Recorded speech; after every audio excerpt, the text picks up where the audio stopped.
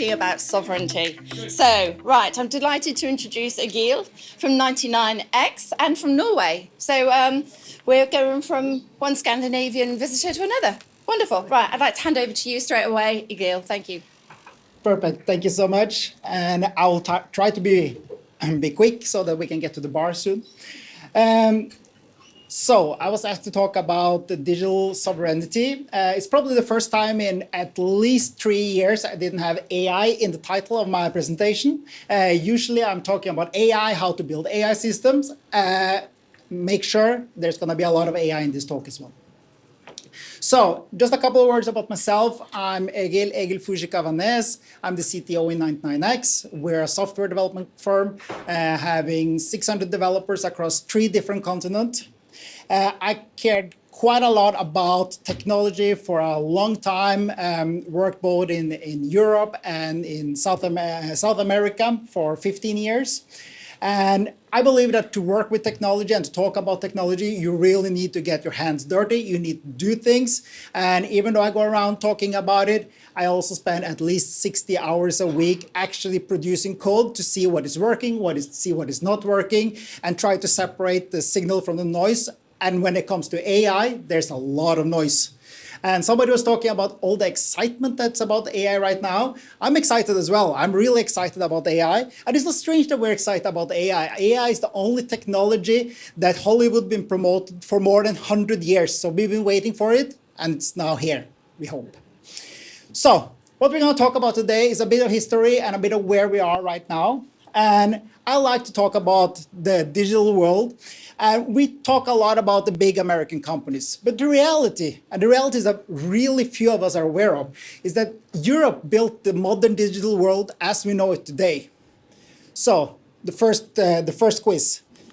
Does anybody know who this man is? Nobody? There's a British scientist, Tim Berners-Lee. He invented the web as we know it today. And this happened in CERN for a bit over 30 years ago. And the web as we know it today is really a European invention. And it's not only the web as we know it today is a European invention. There's another handsome Finn here, Linus Torvald, maybe some of you know him as well, which is responsible for Linux, which today run 90% of the cloud. So the cloud service that we use every single day is a European invention. And not enough about that, but we also have the mobile networks that we use today. GSM standard, which is the G1, G2, and today G5, is the European standard for how to do mobile networking. And from UK, we have ARM, right, which have roots back to the BBC Micro and the UK government's ambition to have one computer in each school. And today they're powering basically everything that we do, both when it comes to computers, when it comes to mobile phones, and all the appliances that we have around. I think it's produced about 230 billion ARM chips. So we do a lot of things. We do a lot of things here in Europe, and a lot of the fundamentals for how the digital world works today is built and developed here. However, we haven't been that good at creating the commercial products. And there's not a lot of large European commercial software companies. We can, of course, all talk about SAP. Everybody knows SAP, the German company. We can talk about Swedish Spotify. They're a big player in the music industry. And rest in peace, Skype. But there's a few companies here from Europe that's well known internationally. So how come? Because objectively, we can say that we're the most innovative people on this planet. And still, we are not able to make the commercial companies grow internationally. And it's not only me that, as a European, think that we're the most innovative people. If you look at the overview of the world's 20 most innovative economies, Europe is responsible for 12 of the 20 top innovative economies in the world. And the problem is clearly not that we're missing talent. The problem is that we're not able to scale. We're not able to scale in the same way as our competitors are. And what is happening? And what we see so often happening is that when a European company is starting to get traction, they're moving to the US. And this is just a list of mostly AI companies that have moved over the last years. We have large companies like Grammarly, Hugging Face, 11 Labs, Miro, UiPath, that all are European created companies which moved to the US in order to be able to scale. And the most difficult thing to accept is that some of these companies, according to investors, couldn't even be created in the US. They had to be created in the US. 11 Labs, I assume many of you know 11 Labs and hopefully use it every single day. They're basically motivated by the bad Polish translations on TV, and they created an AI product around it, a problem that never would appear in the US startup radar. So how can we deal with this? Because owning technology, controlling technology is important. And in order to predict the future and what we're going to do with AI and sovereignty when it comes to AI, it can be useful to look a bit in the mirror. And we have something named cloud. And we've been having cloud now for more than 20 years. So it's a good case study to look into for how we have been able to deploy cloud.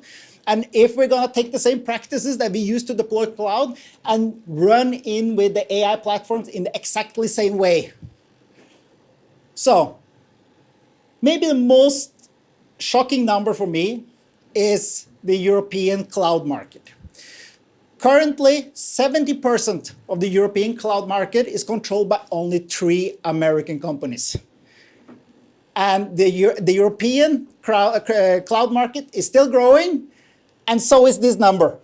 And that's the scary part. European companies are only responsible for 13% of the European cloud market, and SAP being about 2% of those. And it's not only about the control, there's also an economic part of it. EU estimated last year that about 1.5% of the EU GDP of the EU countries are going to American software and cloud vendors. That's approximately the same as the gross domestic product of Portugal, which are being spent on American software and cloud vendors. And we can think that, okay, but US friendly, right? Allied. But this gives a lot of power to somebody else. And we probably already seen the theory and the ideas about using this power by US lawmakers in order to put sanctions on the services that are being rendered into Europe. And of course, this is just suggestions. But does anyone here remember what happened 12th of June this year? So, SpaceX did IPO, World Cup started, and Anthropic got an email. At this day, Anthropic were asked to withdraw a model, the Fable 5 model, from their offering, their commercial offering, a product that already was in production and was in use. I received a Slack message from one of my developers telling that seems like we lost access to the model. And a couple of hours later, we got this message out on the Anthropic website. And imagine this is a really small case that US managed to withdraw some technology that already were commercially available in the market. And when you look at studies, in Germany, 67% of the German companies say they could not operate without their cloud vendor that they have at the moment.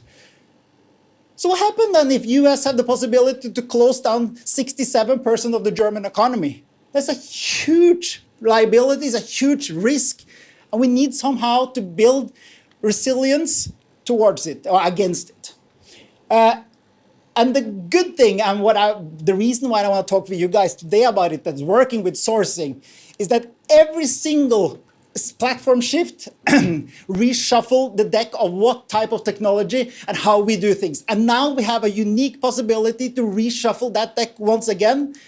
It happened with the mainframe, typically mainly an American invention. It happened when the PCs come along. It happened when the web came along. It happened when the mobile came along. Cloud came along.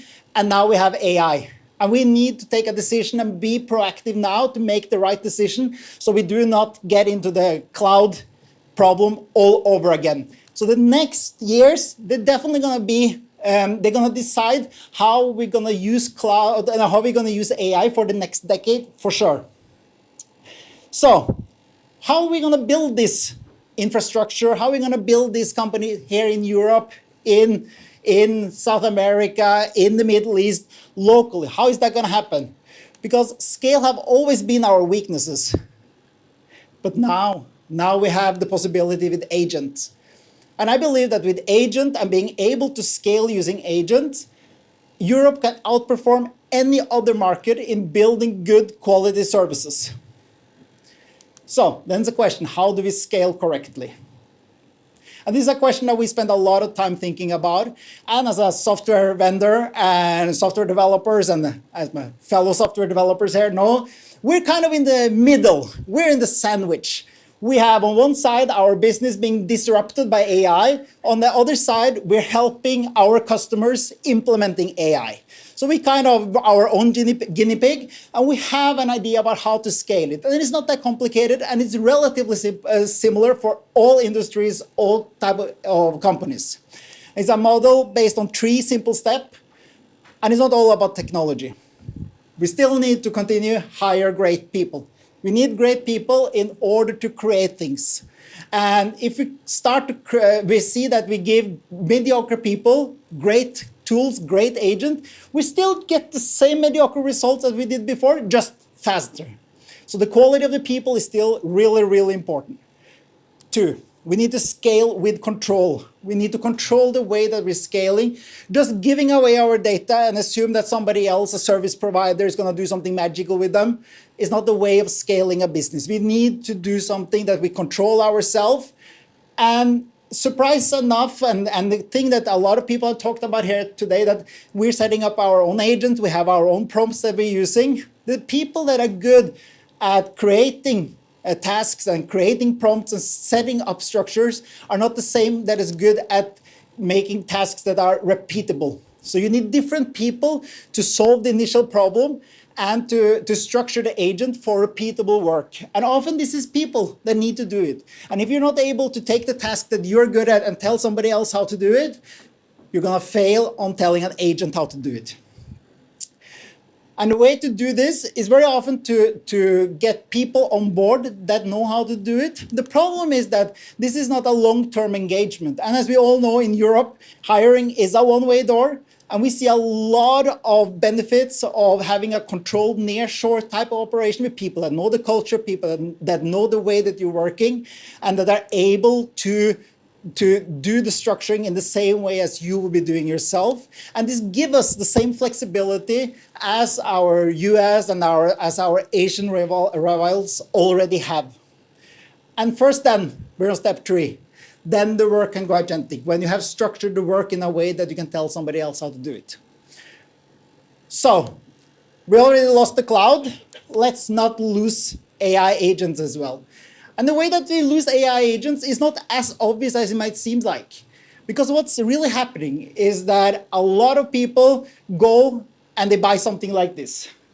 Microsoft Foundry agent services, something Microsoft, something they're well known, and they just put it on top of what they're already doing.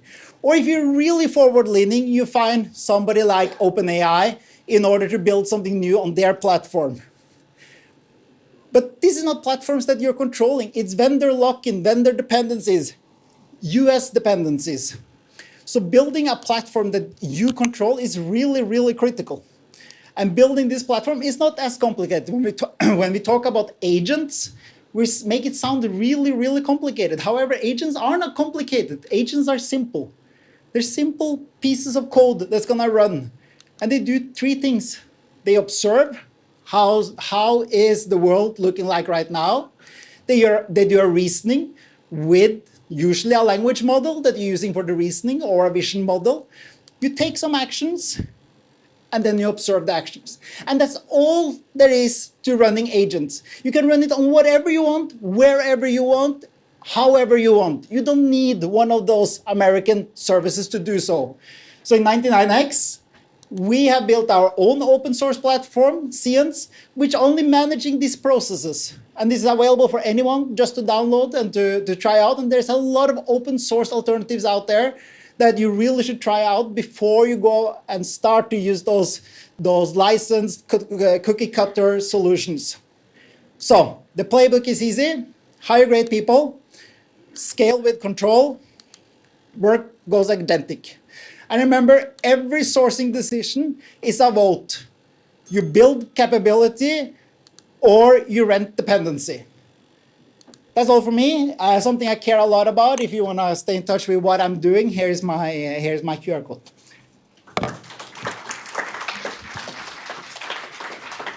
Wow, I think he wins the prize for the most energetic presentation of the day. That was fabulous. Well done. Thank you very much, Egil. Right, that's going to be a tough act to follow. Over to you, Hemant. And I'm going to give you a little bit more of a challenge.